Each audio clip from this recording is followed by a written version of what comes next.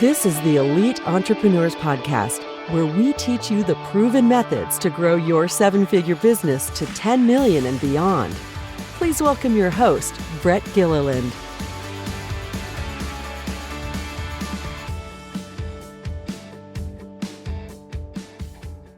Welcome, everyone, to this week's episode of the Elite Entrepreneurs Podcast. I'm especially excited today to introduce our guest. His name is Raman Sehgal. Raman, as I've been learning before we hit record, I've been learning that Raman is a super fascinating and accomplished entrepreneur. And I look forward to having all of you learn more about him. But let me tell you a little bit about him before we jump into the interview. Raman is the founder of several niche companies, including Ramarketing, multi-million-dollar international agency that helps companies get noticed in the global life science space. I also recently learned that Raman is an author.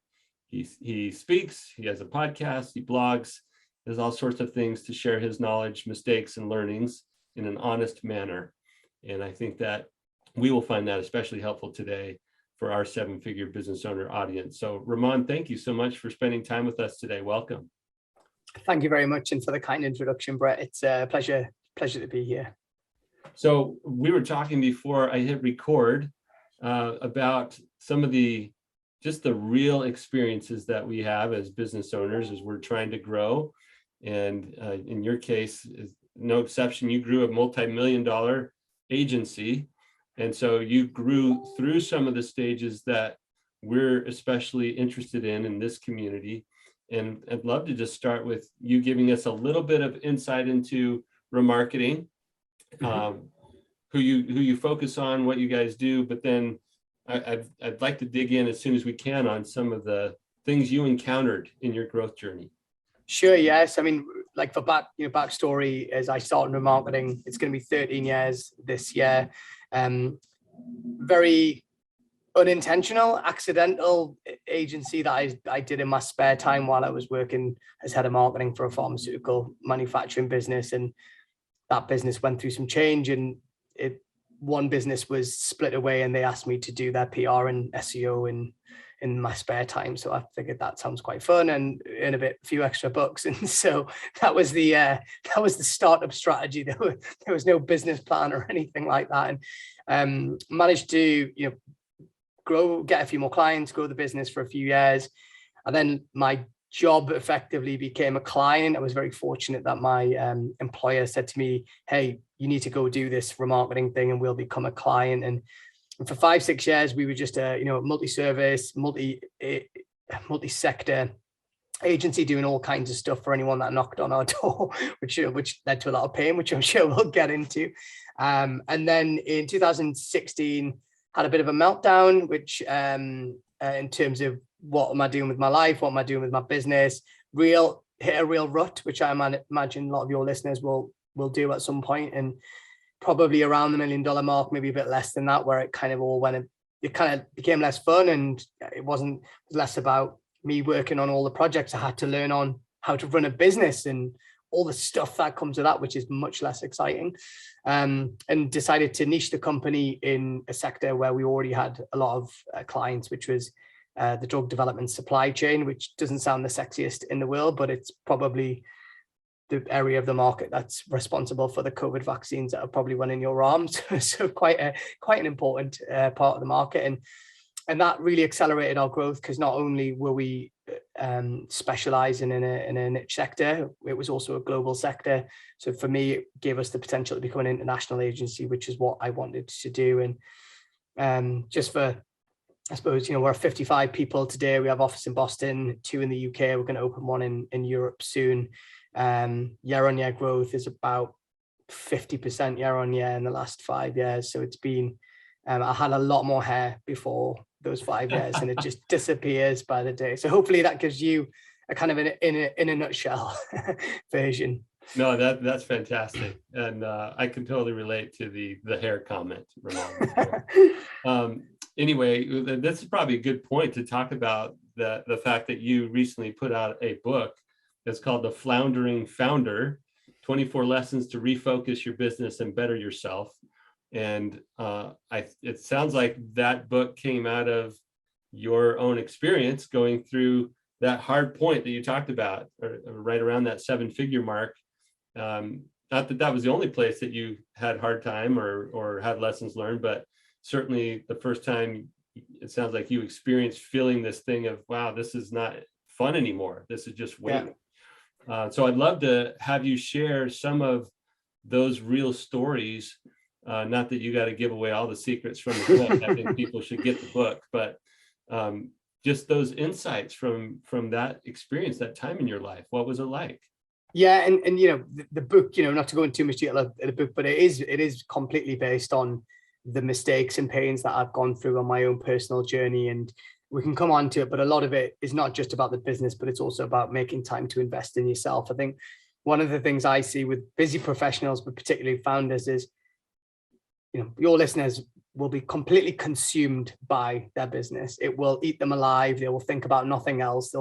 Even when you've got several kids, you'll probably think about your business more than your kids, which is crazy and makes no sense, but it really does take over your life. And I think you have to make time for your own kind of training and development, your own networking and all that types of things, because if you allow your business to eat you alive, it absolutely will do. And so, I mean, certainly some of the stories and pains, you know, I can share. And, you know, how we ended up niching is quite an interesting story. And I came across something and ended up creating a matrix, which is in the book, which you look at your clients in a kind of 4 quadrants by, you know, 2 axes, by, you know, high maintenance, low maintenance, profit, low profit. And you end up plotting your clients. And when I did this, we had about 30 clients, we plotted them. And actually it turned out we had 17 of those clients were in the, you know, the high profit, low maintenance, or, you know, or actually low maintenance, low profit, but nice clients, right?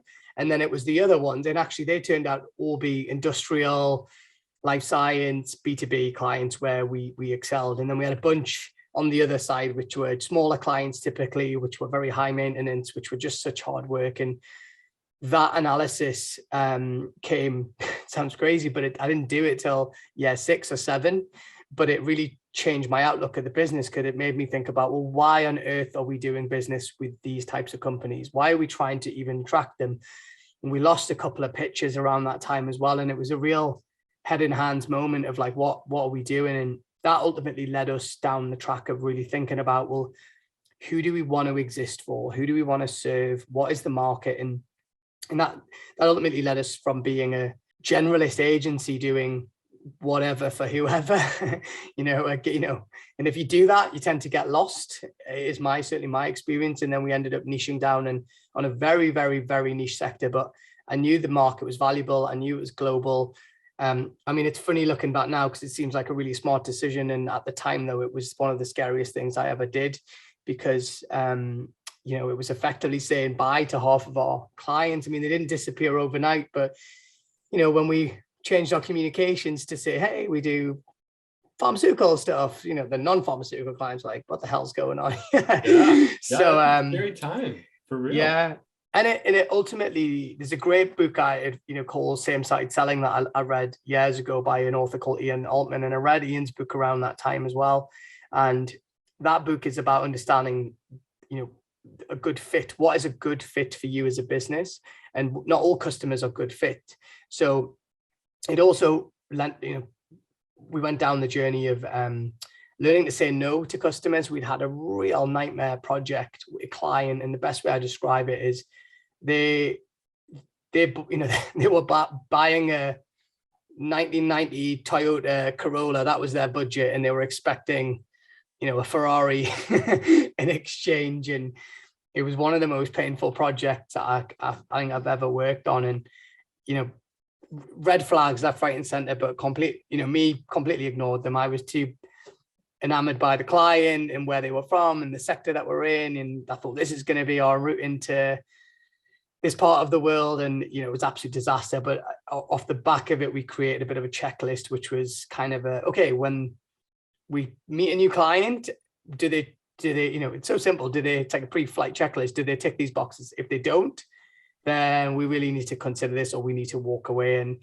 so, you know, those 2 lessons, if you like, and mistakes that we made for many years were the making of actually just going in the right direction almost. And so, yeah, so those are a couple that I'm sure some of your listeners might resonate with, but I certainly, that worked for us, and becoming a specialist in our space was a real game changer for us as an organization. And everything, everything seems to come into, you get more clarity when you do that. And what I mean by that, for example, we would be going to every event locally, any business event where there's a business person, would be sending a team or whatever.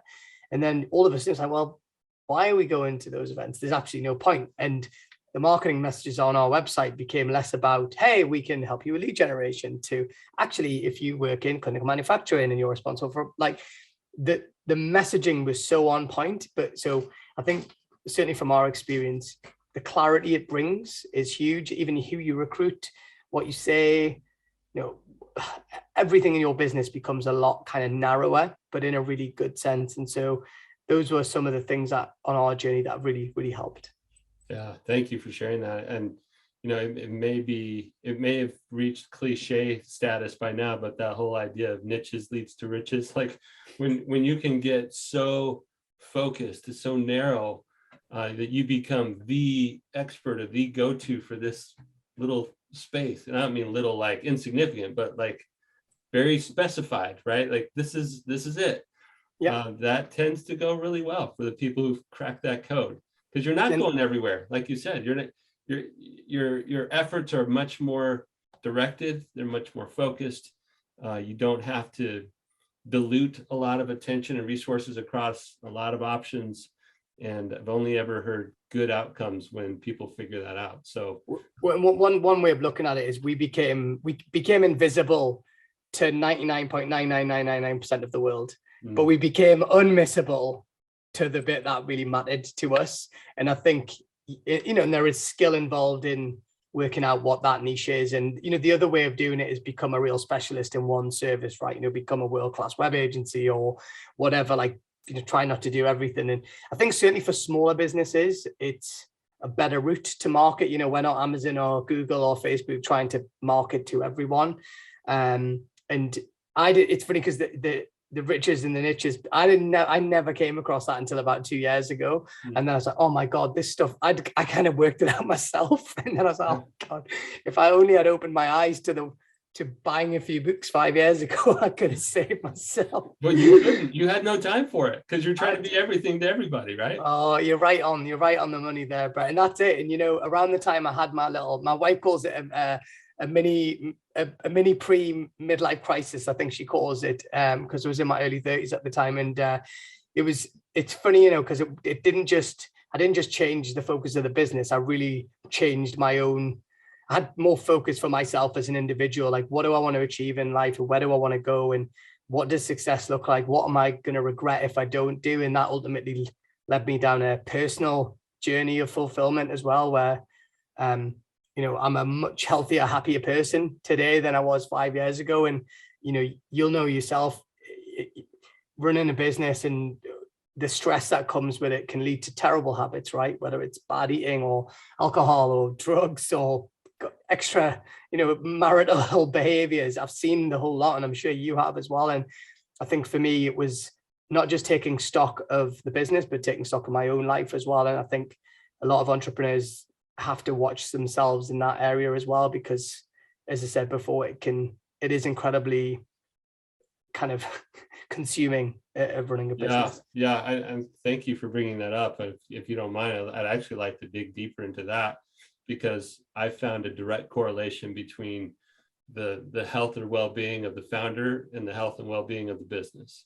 Well, and we can say over and over again, we've got to get the founder and the business separated. And a lot of what we do is help people get themselves extracted from their creation, right? Because absolutely, around $1 million, usually they're very central to how everything runs still. And they hit a cap because they can only keep their arms around so much. And so it's at that point that we got to figure out how to set a vision and organize some work and get a team built and, do all those things. But the health of the business and the health of the founder seem to be pretty tightly correlated, even if you successfully separate the two, what did you see in yourself? Like, what was happening for you that what was the moment you realized I got to change something for myself?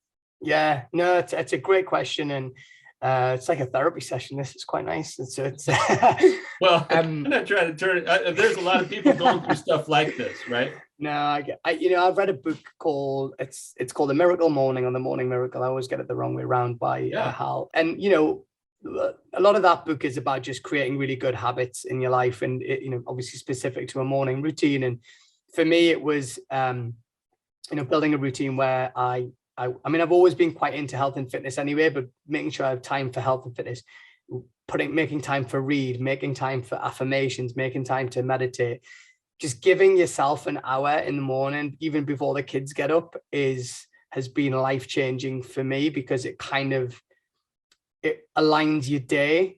Really, it kind of sets the tone. Because the flip side of it is, and my wife laughs, is if I have a lie-in and something's off in the morning, she's like, you just can't get your day.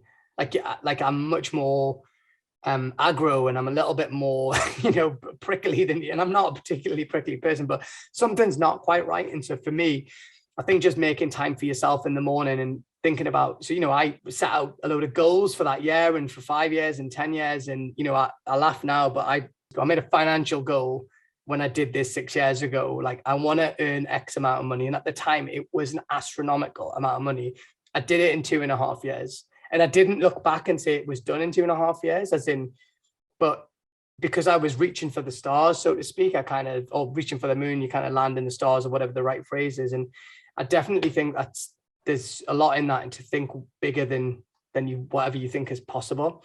Because let's say, for example, I said, okay, I want to earn, if it was earnings related, I want to have 2 offices and earn $500,000 a year. If that was what it was, then I probably wouldn't have achieved what I'd achieved in terms of growing an international business, because that would have been my benchmark of success. So it's fascinating that I think you can go well beyond what you think is possible by just being a bit more ambitious. And so, going back to your question, that period of my life where I just felt a bit lost, I felt a bit like, why am I doing all this? And just putting some clear goals in place, which again sounds really cliched and boring, but it's like, there's a reason why successful people have goals. There's a reason why how did this person become successful starts with they wake up early and read books. And it's not for everyone, but I'm pretty sure it's for 95% of people out there. So if you're not doing it already, please do. It turns out that there are patterns in people and in businesses, but there's predictable things. If you do these steps, you get these kind of outcomes. And it's fascinating. And I appreciate the way you shared it. It made me think this idea of reaching, whether it's for stars or the moon or whatever, it turns out that most of us achieve what we reach for. And if we're not reaching, then we get that, right? Like, we get where we are. 100%. If we're reaching, if we're doing the things, and I love that miracle morning concept as well. Like, let's get centered first thing. Let's get ourselves anchored or centered or aligned or focused, however you want to tee it up. But let's get that for ourselves and for our loved ones, because we're better when we do. And for our businesses and the people we work with. And then let's be clear about what we're trying to create. You didn't use the word declaration, but it's almost, that's what you were doing with those goals. Like, I am going to go create this in the world. And when we don't do that intentionally, we live by default, which is not a phrase of mine. Many people have said that, but you want to live a life by design or by default. And completely, you're another example, yet another example of somebody who said, I'm going to choose what I'm going to be and what I'm going to do. And it's funny, because a big theme in the book is kind of this concept of intentionality. Like, if you aren't intentional about what you want to do with your business and what you do with your life, you're going to end up on a path that you didn't want to be on. And so you have to set that, you have to, paint a picture of that path. And it's really interesting what you're saying around the kind of commonality between the health and well-being of the founder and the business, because at the same time, I think I also outlined the vision of the business. And it wasn't like, hey, we want to be a X million agency. I think there was an element of that, but I had this dream. God, it sounds like Martin Luther King there, sorry. But I had this kind of vision of, and I shared with the team that one day we'll be drinking cocktails on a rooftop bar in Tokyo, in Japan. And which was exciting as a concept for our team anyway. But what it meant was we had won a Japanese client in Japan. So one of the most conservative countries in the world and the most conservative regulated industry in the world. We must have done something right to achieve that goal. And so it was a really fun but purposeful goal that I set for the team. And but for COVID, we would have got there because we've actually got a client in Japan now. But we haven't. I got close. I got to about 6 months before the pandemic. We went to Taiwan, which is not too far away, and we had drinks with the CEO of one of our clients in a rooftop bar in this huge building in top of Taipei. And it was a surreal moment, actually, because it was as close. I mean, for all intents and purposes, it was that dream being realized. And yes, it was just a moment. And, back to your point there about reaching, like, if you don't set ambitious goals, like, you're not going to reach for anything really. And you're going to just get lost and bimble around in life. And so, no, I love, it's one of the reasons I love your podcast. And I think, just bringing like-minded people together that can share mistakes and learnings and, ambitions, and actually just in recognizing that it's not always plain sailing. I was chatting to a guy today who's the CEO of a $100 million pharmaceutical manufacturing company, and their growth has been phenomenal. But he was just saying it's a car crash behind the scenes, as in it's so difficult to recruit. It's really difficult to keep up with demand. It's really difficult to keep the culture together. And it doesn't matter what size of business, these are the same challenges all of your listeners are going to face day in, day out for the next few years, because they don't go away, unfortunately. So don't convince yourself. New scale complexity on all those things. Absolutely. I love that you shared that story about the dream or the vision of being on that in that place in Tokyo with one of your clients celebrating, but in actuality you had an experience like that in Taiwan, and now you do have the Japanese customer. And maybe someday in the near future you'll have that moment in Japan. But you live in the UK now, but recently you lived in Boston, so hopefully this isn't too far afield. But we always talk about this in terms of a Babe Ruth baseball player situation where he points where he's going to hit the home run, and he points at a specific section and row and seat. I mean, if you had a laser on the end of the bat, it would point at a place, right? A rooftop bar in Tokyo, home run.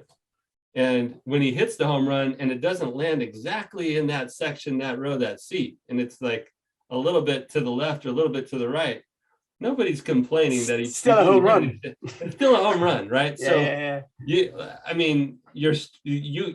vision was accomplished. You were there. You did it. Anyway, that's the way I see it. So no, thank you. I did. Funny enough, I used to live right near Fenway Park as well, so I have a lot of. We moved back recently to the UK after spending 3 years in Boston, and what a phenomenal experience living and working in the US, and learned so much, met so many great people. And again, one of my things was I wanted to live somewhere else in the world, and I wanted to have an international business. And the irony is I started my business, you've asked me how it kind of started, to earn a little bit more money so my wife and I could go traveling. The irony is we moved our entire family to the US for a few years. And again, we live a privileged position where when you're running a business, is if you want to allow it, it can enable other areas of your life, like it did for us. What an experience for my children. I mean, they've all got, two of them have got funny accents now because of living in Boston. But I live in the US, and I would agree with you. They probably have funny accents there from Boston. Especially Boston. So they've got these weird Northeast American, Northeast England combination accents, and no one in the world really understands what they're saying anymore. So. Well, the beautiful thing is that you are saying, I'm going to go do this thing. And it's not, and I've known you enough now to know that, at least I believe you're not an arrogant person. It's not it's not out of arrogance, it's out of intentionality. And you used that word earlier, and your book apparently has a lot of reference to that. But we can either run on somebody else's treadmill, or we can go create a path for ourselves. And it's just so fun, the freedom that is available to business owners. And yet it's so sad, the prison that we create for ourselves in our businesses, because we don't know how to be fully free. Man, I wish we had a lot more time. Raman, could you share one thing that you realized was keeping you back in your business? And not the niches thing, that was great. Yeah.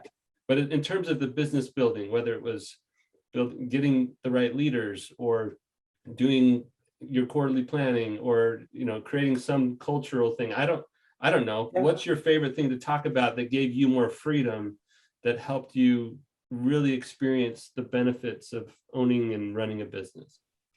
I think the best answer I think I have was when I moved to the US, I hired a CEO to run the business. So what that did was it freed me up to do the stuff where I add the most value. So most of us, especially if you run a service business, you're probably not that good at the nuts and bolts of operations, systems, IT, HR, all of that stuff, which just was what kind of suffocated me. So in the journey to find the right CEO was not an easy one. And, Emma, who's been with us for over 3 years now, the most important thing for me would, she was a good culture fit, and she would bring the same values and care for the team, especially because I was moving to the US at the time. I remember she even said to me recently, the last thing you said to me is, don't break the culture. And, and the culture evolves when you're growing as quickly. We are not, I've heard it loads of times, and any growing businesses will hear, it's not the same place it used to be. It's not going to be, not when you're growing 50, 60% year on year. You either want to be on the rocket ship or you don't. You have to accept that the culture evolves and culture changes. It doesn't mean it goes rotten or bad. It's just a different place to be. So for me, what that did is, it was a huge decision, because not only was I moving to the US, but it also meant that the house was taken care of to an extent. And it ultimately allowed me the freedom to grow the business, to set up the business in the US, to recruit a team, to win clients, to help raise our profile, particularly on the East Coast. And, it's obviously not the right journey for everyone, but certainly for me, even my day job now is not full of the stuff that I don't want to do. It's actually full of the stuff that, speaking to you today, and earlier on, we have our own podcast in the sector, Molecule to Market, that we do. We've done 2 interviews. I've wrote 3 blogs for the marketing team. And it sounds like, oh, well, that's a nice job to have, but I'm also I can do that stuff better than most people. And it's good for the organization, and it has a halo effect on the company. And, I'm speaking, my call after this today is to speak to someone that refers us business, like a strategic partner. Like that 30 minutes between me and him is, imagine I could use that 30 minutes to be searching for flights. What a terrible use of time. So, and so I think as you grow in your businesses, for your listener, as your business grows, as you grow, really, really recognize. And if I could share actually something that I did, which was really helpful, when we took an investor in 2017, she's a really good friend as well, so this was even fun. But she made me write down all the things that I do, all the tasks almost. I think it's actually the list. I think the list is literally in the book, where it says business development, marketing, client work, all the stuff. And then I was allowed to circle the 3 things that would added the most value to the business that I loved to do. And then for the last 3 years, we've focused the entire business on allowing me to do that, and then delegating, eliminating, and getting rid of the rest. And it's a total win-win, as long as you're doing value add stuff. I can't, I could have put on, well, I just go to the beach every day. It's got to be value add. And so I'd certainly recommend that exercise to people in terms of, and that was part of the journey to get a CEO, because actually there was 20 things on that list which I didn't like doing, I wasn't very good at, and that we could pay someone a really good salary to do. But the opportunity cost was I got 18 days a month back to play with, which ultimately has benefited our business. So hopefully that is helpful to some of your listeners that are going through a similar situation. Super helpful, Raman. Thank you for sharing that. I have a good friend who was actually the CEO that I worked closely with at Infusionsoft. Our listeners have heard me talk about that in the past, but he would say this: entrepreneurship is an exercise in relinquishing control. And that's just that's a shorthand way of talking about the exercise that you did with the list, right? There's all the things that I do, and I got to figure out how to organize it in a way that I can give it away.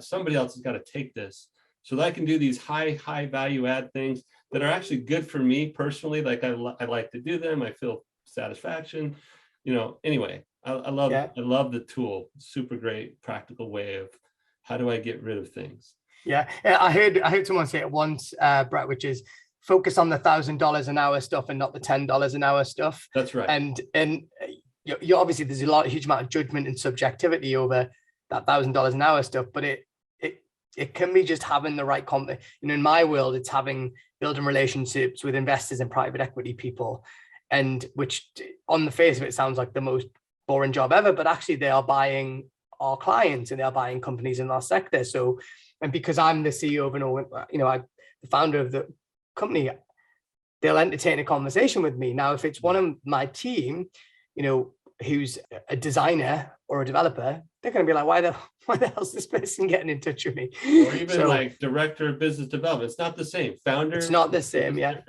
Yeah. And you have to grow into that role as a founder, because one of the funniest things I find now, is because when I was in the US in COVID, I didn't meet a lot of the people recruited. So they look at me in a very different light to the other people that were already there, if that makes sense. And you have to really grow into understanding that when you say something, people really listen to you and care what you think. And, you have to really watch your mouth, right? You have to be very careful. And that's a journey I'm still on, where I haven't quite cracked it, because you find yourself very quickly being seen as a leader and not a manager or something like that. And that brings a completely different level of responsibility. Completely. Well, Raman, this has been a complete joy for me. I know that people who will listen to it and re-listen to it and go back and get some notes will benefit. Will you share how people can get a hold of you or learn more about Ramarketing or your book? Like, what's the best way to connect with you? Yeah, we have the domain ramansehgal.com, so hopefully you can share that in the show notes afterwards. And if you go there, that actually is a gateway to all of the stuff that I do. So there's some blogs on there that I think from memory you can download a couple of it's first 50 pages of the book for free, because it's not a money-making exercise. I genuinely have written it to help people. So download it. There's a link to Amazon for the Floundering Founder if you're interested in buying it. There's links to Ramarketing, a couple of other businesses that I've started as well. And I just wanted to say thanks so much. I think you're doing an amazing job bringing this community together. And, I wish 6-7 years ago this existed, because it probably would have helped me through some difficult times, but it still helps me now and share experience. So congratulations on the kind of success at Elite and what you're doing, Brett. And long may it continue. Thank you. Thank you so much. And we'll make sure everybody has in the show notes a link to your domain and a place to go check out your book. And I just wish you a ton of continued success. Keep being intentional in your personal and business life, and you're leading the way for lots of other founders to figure it out. So thanks again. For all of you listening, please share, like, subscribe, do all those things so that we can help as many 7-figure business owners as possible get this kind of content that we've received from Raman, his own life story, his own experience, and it just doesn't get any better than that. So let's help as many people as possible, and we'll see you next time.